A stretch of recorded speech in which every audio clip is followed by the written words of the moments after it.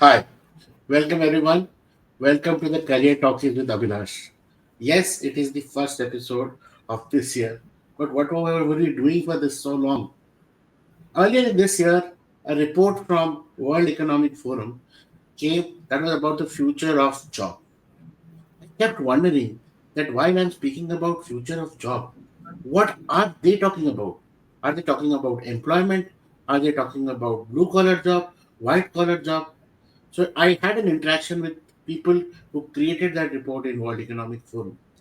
And my understanding came that the world of work or the various jobs or various career you speak in has a lot of influences of culture. The report talks about every nation in its own way and as per their economic goal. So I thought, let me decode something which is very, very common to all. What we realize, or what the report says, the world which is coming up tomorrow is about digital world, which will be common. And this thing will be in any language, maybe Spanish, maybe French, maybe Chinese or Mandarin, maybe Japanese, maybe English, and maybe in fact with the inclusion of AI, multiple local languages, even India, there are so many languages, you will see that your technology is speaking everything about it. So no one to be left. Every individual in this world, whatever language, whatever cultural influences, will be part of this digital. Now, this is where the replication of current world to a digital world, that kind of transformation, gave me more curiosity that who are the people doing it? And this is what happened that during that research, I found that someone very near to me, my own school alumni, MBA school alumni, is somebody who's there who's in these kind of world. But I didn't feel like I should go and approach him. But one thing led to other, and I saw that there's a book which has been released in the World Book Festival, and my guest today, his book has been released. And I thought, this is a coincidence. And today, let me say something about my guest. So we explore the remarkable career journey of industry leaders, innovators, and change makers who inspire us to think bigger and aim higher. Today's guest is a true embodiment of leadership, innovation, and continuous learning, Mr. Krishnan CA. Hi, Krishnan. Hi Abhilash, how are you doing? I'm good. I'm good. And I have so much to talk about you because let my audience know who are you. Krishna's journey is the perfect example of how early leadership qualities combined with relentless dedication and continuous learning can pave the way to extraordinary success. While I went through his profile and I went through his various connections who interact with him for the last 15 years in LinkedIn, I realized that during his schooling days at Bala Vidya Mandir, where he was selected school people leader and assistant school people leader the year before, the leadership quality was embodied during that time itself. His commitment extended beyond academics, and Krishnan was a member of the school's volleyball team, helping the team secure a zonal championship, not just the 11th player or the 7th player, but also championing the team across the district championships. He was also part of school football team, participated in the inter-college chess tournament, and also the best part, he showcased his creative side by playing mridangam. Now, I don't know how many of us know the word mridangam or have heard of a musical instrument called mridangam. We will talk about it later. But he was in the part of school orchestra, and that too for 9 years. So it is something which is very, very, when it creates a curiosity. Now, this strong foundation of leadership, teamwork, and discipline, which he must have learned in the school days, also saw him, or we saw him as All India rank 17 during his engineering entrance time, and he entered Anna University. Well, I wanted him to talk about it, but I want to cover it in the introduction because there are so many things to learn about him, and we're going to talk and focus our podcast about them today. He did his BTech in industrial biotech, and he was a gold medalist over there. And he didn't stop there. He did his management, marketing, and finance from Great Lakes Institute of Management, Chennai, and he was a gold medalist there as well. Now, he didn't stop his learning over there. Usually, what happens Many of us feel that now that we are done MBA, it's time to start working and things. He actually, his thirst of knowledge led him to IIM Ahmedabad, MIT, INSEAD, Columbia Business School, and an Indian School of Business with multiple learning and certification. He specialized in digital transformation, leadership strategy, AI integration, and executive management. These are all four words which I read in the future of job, and I was now interacting with a person, or today I'm lucky to interact with a person who is in this area for the last 10 to 15 years. So he has many things to him, but currently Krishnan serves as Senior Vice President, Global Head, and Chief Digital Officer at Tech Mahindra, where he drives transformative global deals that helps client gains a competitive edge through digital innovation. But I must say that that doesn't end here. What has Krishnan done is in his recent times, he has won multiple awards. He has won Economic Times Young Leader in 2012, an honor bestowed upon top 0.15% of the young executive in India. He had won Tata Innovista Award, and he was also on multiple awards at various forums. But all this led to another. Today, he has a new avatar, and now he is also, or we can say, one of the best-selling authors, upcoming authors, with his book Rise to Create Value and Simplifying Happiness, which reflects his personal philosophy to leadership, fulfillment, and creating value driven lives. We will be talking about it in one of our sections. But with this, I would like to welcome Krishnan to our podcast, The Career Talk with Abhilash. Thank you, Krishnan, for being here and spending some time with us. Thank you. No, pleasure is mine, Abhilash, and thanks for inviting me. So I can say that hearing you read out my profile, I'm quite impressed by the way you have researched it. And thanks for those kind words. I'm quite happy to contribute in any meaningful way that will help people who are listening to you get greater perspective and help them, in whatever way I can. Krishnan, I would like to take this podcast in a very way. For example, you and your classmate all started in the same school, on the same class, maybe the same bench. And today, after say, I'm sure it is like around more than 30 years of your schooling getting over, and more than that for your other academic this thing. For the first 30 years, say in your early schooling life, somebody who sat with you, somebody who was part of your classroom today, what journey or what differently both of you would have done while you stayed at the same school, you had the same hours, you had everything together. If I say many people go through this, I would want you to start your, for us, enlighten us with your early school career journey or school to work journey, if I may say that. Yeah, I mean, as you covered, I was quite blessed to study in one of the top schools in Chennai, at least I believe so. And the best part about my school journey was that it was not just about academics, it was all round development. Uh, and there are many schools in the city in Chennai where they focus purely on academics. But I was quite fortunate to study in Balavidya Mandir, which is very holistic development of students. And like you called out, even today, my wife doesn't believe that I used to do so much because I was also the topper in the class. But as you rightly have researched it well, I used to be in the school orchestra. I played mridangam. I used to be part of the school band, and also did a lot of extracurricular and co-curricular activities. Some of the things that you didn't call out was I was also part of the school plays, whether it's Yeah. the Sanskrit play or Hindi play or English play. So I think I had a wonderful opportunity with some extremely wonderful friends and got to experience the best of school life by throwing myself into all the exposure that my school gave me. In And I fact, had my a lot of. next question was this. I don't know how many of your young people you have interacted today, young teenagers, even if they have the best school, the first thing they are unable to do is to break their own shyness, to come up. to be a part of it. In fact, there are separate classes going on to become public speaker. There are, the whole thing is modulated into different courses and sections to become something. When I see something different in your profile, that what made you to jump in and put your name in everything that was coming across in school to participate and excelling, not just participate. What was that attitude?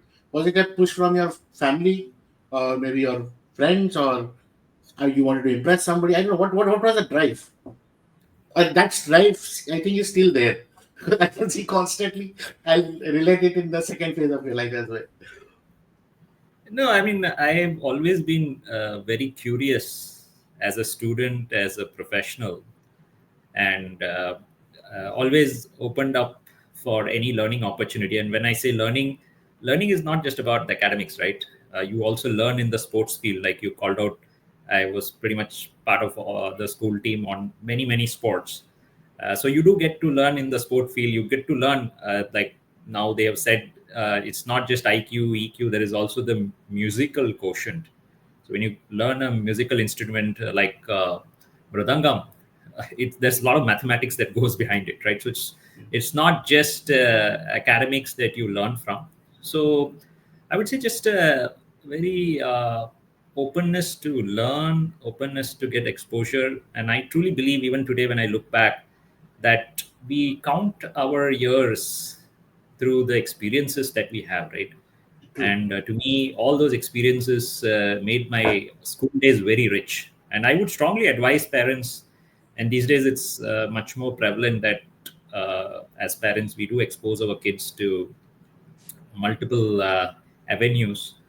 And I think that's important. As you grow into your career, you will very quickly realize that it's not just your academic brilliance that will get you far. It's your ability to work with people, work as a team, collaborate. And those are the things that you don't just learn from books, right? So I would strongly advise. I'm sure a lot of people who are going to listen to this podcast are going to be parents. You have young children, so just make sure that they get exposed to as much in their school life. I would love to go back to my school. It was one of the most fun period in my life, like all of us, right? I mean, see, that everyone speaks of. But I now want to take you to one journey ahead. We all dream of something that I want to become like this. I want to become a pilot, astronomer, or what exactly were your dreams? Why I'm saying so? Because all the four words, AI strategist, then digital transformation, which I spoke of, and what the World Economic Forum is speaking of today, seems very, very relevant. And I find that you took that journey way back in 2009 or 10.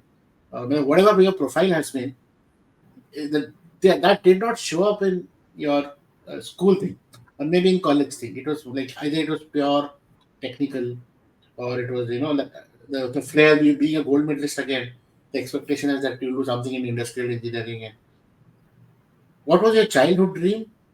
To what led to what, and now what you are? Then I will jump to your professional life of today. So, right from young age, I've always been very fascinated by technology, and you can view technology as an industry. Like I work in Tech Mahindra earlier with TCS, but to me, the way I always look at technology is that it permeates everything that we do. And even back then, technology really is a leveler at times, right? It kind of democratizes, creates access, and the impact that it can create is significant. So I was always excited about doing something in technology.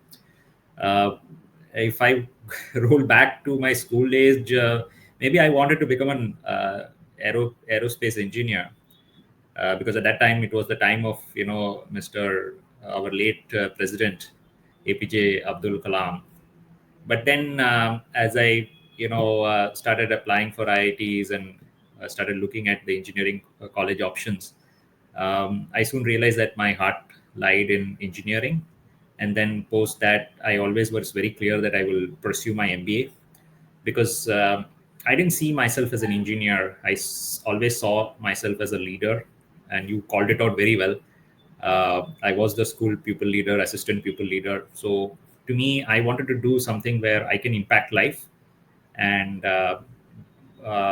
expand my leadership capabilities and also do something in technology. So that's how I ended up pursuing an MBA at Great Lakes, and then joined TCS, which was at that time and even continues to be the number one IT company in Asia. You, in fact, I mean, before we go that side, I want to bring the angle of parents or influencers, because that phase of life, that is your career choice life, 17, 18 years age, and again in 21, 22, 23, when you're done your graduation or maybe engineering or whatever, you come across a lot of dilemma.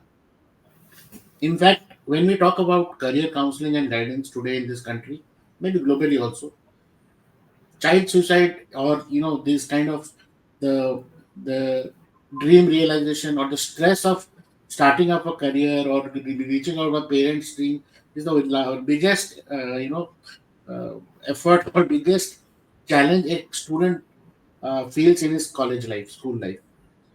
So I want to understand. I want to talk about the influences who were there in your life. They can be anyone, your parent, your brother, sister, or anyone, or teachers. I want you to highlight us on that part, because somewhere or other, your success or whatever ingredient you are made of, there's a whole lot of molecules from there also which is coming and making you what compound here today.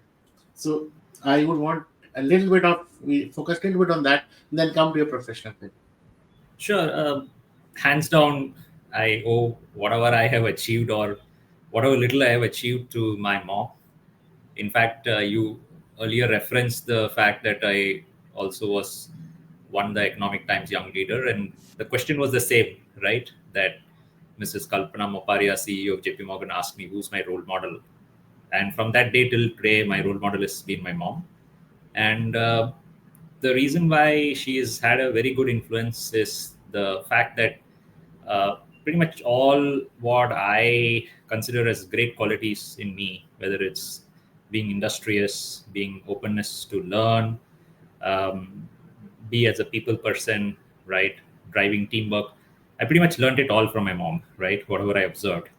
So she has had a very, very, very deep influence in the way I am. And you had asked earlier question, did my parents put any kind of pressure on me? Not at all. So they had the trust, and they have the confidence always, and they themselves were very very industrious. Like my father used to wake up at 4 o'clock, and he used to do his prayers. So naturally, I started getting Yeah. up at 4 o'clock. Right? Think about it. And my mom used to be up at 5 o'clock. So I always even tell my wife today that, look here, if you really want to help our children drive values, then we have to live those values, and automatically children will pick it up, right?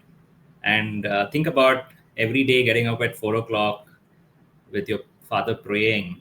And I mean, I didn't have much to do. I At that time, I used to study, right? And that kind of gives you a head start, right? Routine. At that point in time. So to me, my role model is definitely my parents, and especially my mom. And whatever I am today, I owe it to them. Super. In fact, while you spoke about this, I was also researching few things, few words. Routine. The routine. So who sets the routine? Where you had a child influence of your parents waking up at 4 a.m. And it was a daily routine, nothing new for you because it is your house, daily routine. And daily routine decided your daily life, some automatic choices. And then what happens? You may not be feeling well, you may be not feeling anything can happen, but the routine has to be a routine. Still, you'll wake up, still, you'll do this thing. I think that is what you catched up very early in your career. What happens? I've been counseling students in a lot of my talks. School gives a routine. After immediately they go to college where the routine breaks. Now the routine is for the student to make his or own life routine. That is where 95% of people forget. They only think like attending lecture is one class timetable. No, the entire 24 hours is a routine. They forget or they mess up over there. And then comes the next phase of life or personal life for that matter. Finding time for people, finding time for own life, growth. You're writing book. Finding time for even updating or removing photos from your mobile to make it empty itself is not possible. This is the way people say that how busy they are in their life. But when you have to practice something extraordinary, and routine is the only way out, and it's not just me, all the big authors who talk about, this compounding effect, or for that matter, 5 a.m. club, Robin Sharma, all of them Yeah. are talking about in some or other way the same thing, routine. And I Yeah. found that hint in your life actually. The Yeah. 5 a.m. club is something I think you did it very early in your life. Yeah. So 4 a.m. club, not even 5. oh, yeah. So, I think congratulations for that. Maybe I should write a book on that. Yeah, I'd you be a, should actually, why I feel we are learning from Westerns, and they're talking about our concept in their words. If Krishnan talks about it in the morning, and there's a wake up, the prayers are going on, and you go for flowers and all that. That is the Indian way of, I mean, yeah. almost every part of India does that, irrespective of where you stay. Yeah. A child will relate to that because that they have observed since they're growing up here, in Yeah. various parts of here. So I would encourage you that, like, we can all write together. I'm not saying that, but we should. In fact, I will come to your author part, and I'll introduce in that session about that. Yeah. Now let's focus a little bit more about, 5 minutes on your current role, and specifically on two aspect of this is as a chief digital officer, the transformation of business. What do you see which is going to happen in the next 5 to 10 years, and what kind of emerging job roles, career roles, especially for Indian kids or Indian students who are right now in school, or maybe finishing their colleges, or understanding what is employability for them. What, that in that line, I would want you to talk a little bit about it, and then we come to your uh, author side. Yeah. So just one correction. I'm not the chief digital officer of Tech Mahindra. I'm senior vice president, manage large deals globally for the company. Okay. And the the fact that today, if you see the Indian IT industry, one of the big growth drivers is to be able to crack large mega deals. So I handle deals right from 50 million to even $1 billion. And I took up this role because I've had multiple successes in TCS, where I had won the Best Large Deal Award. And throughout my career, I've always either drove large deals or been pulled into large deals in various aspects. So to me, if I were to sit down and write that one capability that I excel from a professional standpoint, it would be driving large deal success. And we've had a very good run so far. And the best part about large deals are they are very complex. They are decided by the CEO, the board of the organization, and we are talking about all the top firms globally, all Fortune 500, Fortune 100 companies. And it really plays down in terms of how various technology comes together to drive business impact. And I handle this portfolio across verticals, across the globe, which gives me a great vantage point on how technology is moving forward. And you did call out a lot of the degrees that I've done from some of the top Ivy League colleges. So I make sure that I'm always abreast of the best of happening, and then integrate that learning into creating value for clients, value for what they do for their end customers, driven of course through technology and transformation that I'm putting together as a solution. So two aspect actually I observed, yeah, because even I was thinking when somebody is doing top notch B schools certification or learning, he or she is actually aiming at the academic world, which is parallelly working with the real world to create that kind of a learning system, which is the latest, which is the which were white paper some time back, but now they are the latest in their time. So I think that is one good way. I would say even people who want to upskill, they keep on Yeah. telling, asking, what should I do for upskilling? What course to do? I think one cannot decide course as such like that. You should learn from Krishnan how he is designing his professional life, and whatever is relevant for that professional life, he will able to complete it. That's why he's choosing those courses. Because you are also part of EdTech. One of the challenges in EdTech is people apply, but they do not complete. In fact, they never complete. They keep on buying the courses, whatever through whatever sales, but they do not feel convinced enough that this will give me a upskillment which will help me to grow. So I think that's one of your trait is very relevant for even students who feel ki I have enrolled but I'm not able to complete. So they have to see how in their particular immediate career that certification is going to work for their benefit. Yeah. No, well put. So why? Because you are somebody. I think you are actually trend. You are the trend maker, and then 5 years down the lane, it is coming out as a volume. Like everybody is trying to do that. That's the reason why a lot of B schools, top B schools, maximum revenue is coming from these small certifications rather than full programs, and they are doing it as per the corporate's Yeah. certification demand of corporate certification. Now it's time for something. I would say that in just a few thousand years before, there was a person called Arjun who went into a dilemma, and he got into dilemma between his what is family, what is his job role, what is his duty, what should be done.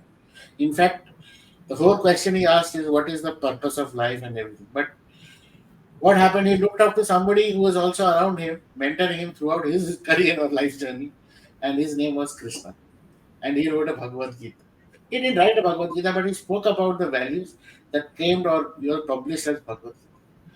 Coming to today's world, I found Krishnan with his book, The Happiness Flywheel. While Krishnan talks about his happiness flywheel, I would want to be that Arjun who was in dilemma before that message came to me that hi, I'm your alumni and this is the book I've written and would you have a review of this thing?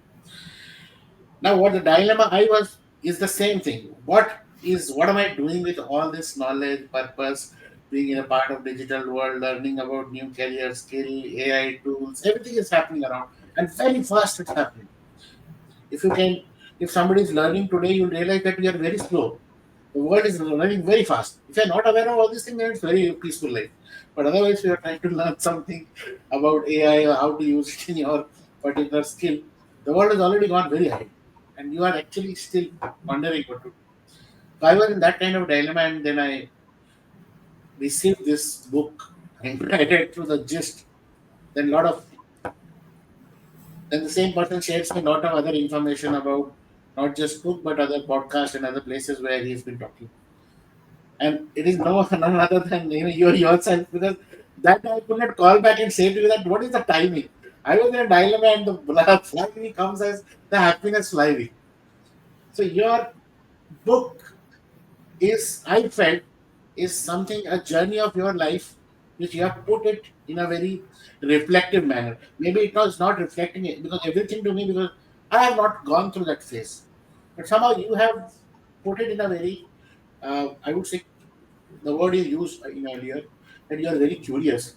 So you're the curiosity way of putting the things. But now that you're here with us, I want you to spare some time for my audience and talk about this book. I want everyone to see the book as well. I will before we go to this. So Krishnan has while the book is available in Amazon and I'll share all the links in the description. Krishnan has his own website where the book is also there for you to purchase and go through it. But now that we have the author himself and the Krishna for me here, I would want you to please help me not just with the book but also the lessons why this book happened and what we have in future around it. Sure. So the trigger of this book happened when I was pursuing my exec MBA from IIM Ahmedabad. And one of the programs at IIM Ahmedabad is how do you apply Bhagavad Gita in the corporate life and be successful. And that kind of got me started on Bhagavad Gita. And more I read, more I enjoyed. And my mom always used to tell me that it's not just enough for you to develop your IQ and EQ, but also to develop your SQ, which is the spiritual quotient. So as I went deep into Bhagavad Gita, I realized that there is so much of learning in it for the modern young professional. And I also combine that with a lot of academic research on this topic from authors such as Martin Seligman, Barbara Fredrickson. But the challenge that I found as I dwelled deeper is that academic research is quite heavy. It's not for the common man or women. Similarly, spiritual texts like Bhagavad Gita can also be quite intimidating, because I used to send all what my interpretation to my mom, and even though my mom is quite spiritual, she found it quite difficult to process all of that. And then the third part is I've always considered myself as an unofficial chief happiness officer to my team, to my organization, because every time somebody comes to me, they have some problem, right? I'm trying to solve it. And in a way, by solving that problem, making them happy or less stressed. So in the book, I have put it all together. The three vectors are learnings from Bhagavad Gita, learnings from my academic research on this topic, and also my experience from the corporate world, learning from top leaders. And I put it in a 7-part framework. And the 7 parts are starting with discovering your purpose, looking at habits to inculcate in your life, which will make you a little bit more happy, which are empirically validated through academic research, avoiding practices that can pull down your happiness, and how do you build strong relationship, which is the fourth chapter, building resilience, because no matter what you do, life is going to hit you with a lot of curveballs. So how do you deal with such setbacks in a very balanced way? And then leading to how do you build much more balance, like Bhagavad Gita says, right? Follow the middle path, or as Buddhism says, follow the middle path. And finally, how do you lead a value centric life? And for people listening to this podcast, I would highly recommend verse 16.2.3 in Bhagavad Gita, which talks about 23 Daiviga Sampati, or godly qualities. So that's my last chapter, expanding on Bhagavad Gita and specifically what it says for you to lead a value centric life. So why a flywheel? Because it's like a car, you have to balance all of these dimensions, because happiness by nature is a very complex subject. I don't think anybody has mastered being happy at all point in time, but I sincerely believe that by reading the book, you will have a better appreciation of happiness from all these three dimensions, and have a very structured approach to increase it in your life, and follow the flywheel model. As you practice what I have written, you will build the momentum to have a breakthrough in terms of your happiness, and not just be happy, but also fulfilled and also achieve success. That's the intent behind the book. Fantastic. In fact, if you allow me to add a bit on my lookout of the book and what has been my perception, just because I have, as a career mentor, I have been a part of people who are in schooling system, students who are in schooling system, their ecosystem. Then comes college ecosystem. Then comes post, professional ecosystem, and then something today called as self-employed ecosystem, where people are, freelancer or gig employer or do up to their thing. Why I'm breaking this is because your book finds an audience over there as well. What has happened is today, due to the work from home culture and digital culture, it has been possible for various, uh, various youngster, I would say, in fact, women, girls, to take up the career which they learned or they graduated from. What in the last few years, what was happening is even they did their engineering, they worked for something because of their, their cultural way the India works in. The women had to live up their career, and they used to either do school teaching or coaching or things like that to make themselves financially independent. But with AI tools and technologies coming into picture, and gig economy, Fiverr, and many other potential website development, and other technology development, many of them are upskilling and learning. Now, what happens is now you don't have a framework. You don't know how you're going to purpose your life. You are unable to know because if you're in a job, the team leader for the office gives you work. But here you are yourself the team leader. You yourself have to find out a client and then deliver, and you are doing everything individually. So in that scenario, you are unable to understand where you are navigating to. Some or other way, every time you feel that something is missed out. Why I could not do this or I could not. Even if you have done 100 from the 10 thing asked, you have done 9. But the one you have not done will keep on making you feel guilty. That, oh my God, I could have done this. So this is the way the world of work is changing with lot of young talents or people working through, gig. This book is actually a very master book for them. Multiple times they will feel that they're again back into this non-balance. And as you mentioned that the flywheel and balancing all the stakes, this is not a one-time read. This is a read at multiple scenarios. That is what I wanted to say. Yeah. And in fact, a book handy to keep when you are actually traveling, or you just open up any chapter and read. The best part is that it is not like you just open up and see, you will find something new for you for that. And I'm not Yeah. promoting Krishnan's way of looking at it. It is my way of understanding when I actually looked at the book and when I actually turned the pages, because I No, found that absolutely. uniqueness. Yeah, I agree with you because see, as I mentioned in the book, happiness is like a muscle. So just like you go to the gym, and if you don't go to the gym for a couple of months, it can really set you back by a few years from a health goal perspective. So similarly, happiness is like a muscle. In fact, I also read my own book because it's written with a lot of research, and it's not just about the knowledge, right? You have to practice it.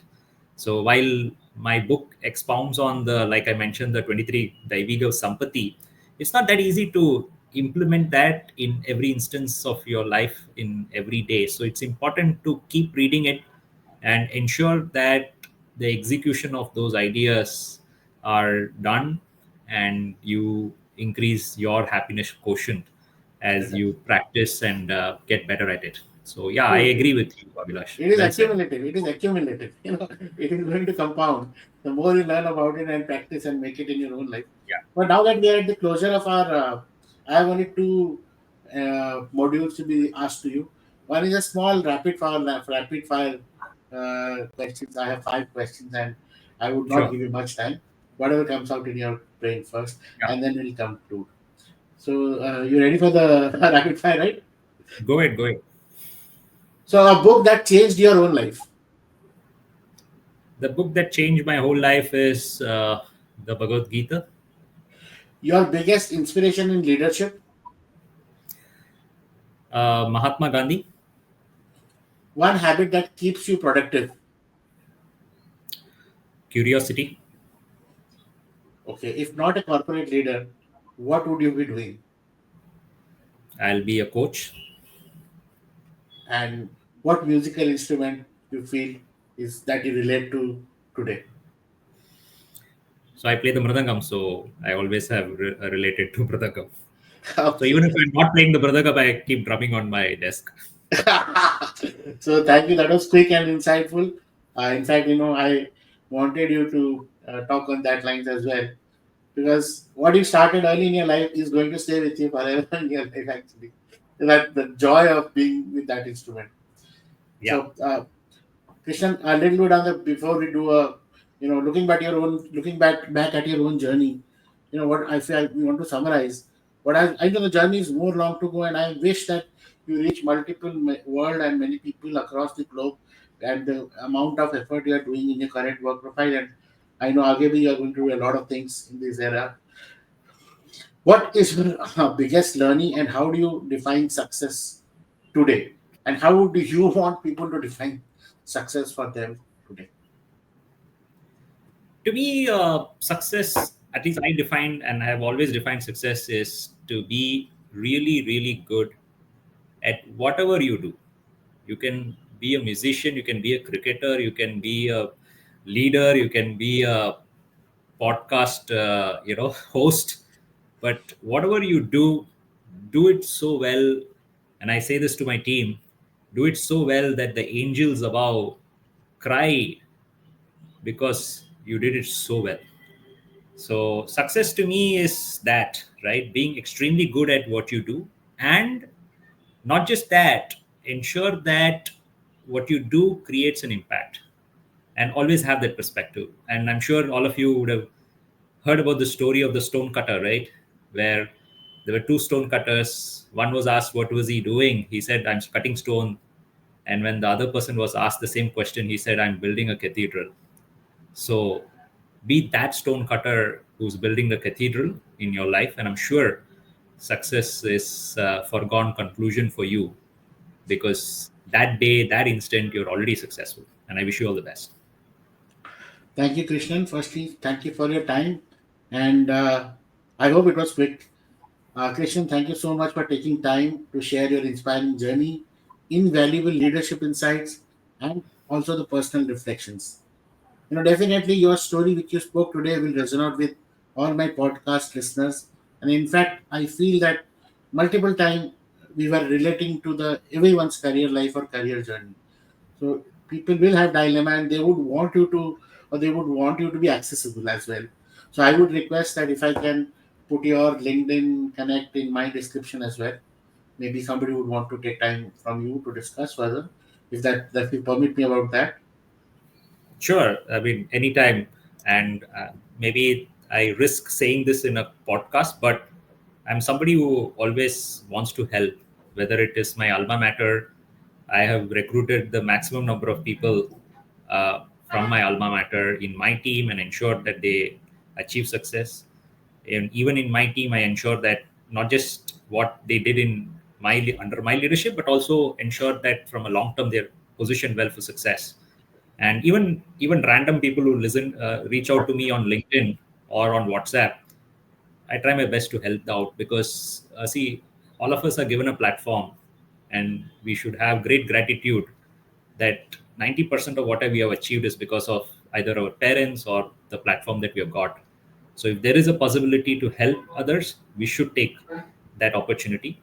And I enjoyed this interaction with you, Abhilash. I truly believe it's very difficult to take time out, but you are doing that, and doing with an intent, so that people who listen to this can get inspired. So I'm very proud of what you're doing and wish you all the best. Thank you. And to everyone listening, if you are looking for more inspiration, be sure to check out Krishnan's book, The Happiness Flywheel. All the links are there in the description, and you may reach out to me in my multiple episode. And if you want him to speak on some particular topic at your corporate house, or in fact at your team building effort, I would happy to connect to him. Otherwise, I'll give his link in the description as well. Many times we look for people who have already senior in the profile, but Krishnan is somebody who can relate to you then and there, because he's somebody with your age and with a high amount of exposure of the current global world. Things which look dilemma to you, the person has a solution for it. So yes, stay tuned for more thought-provoking conversations right here on Career Talkies with Abhilash. Until next time, keep growing, stay curious, and continue creating value in everything you do. Best wishes. Thank you. Thank you, Abhilash.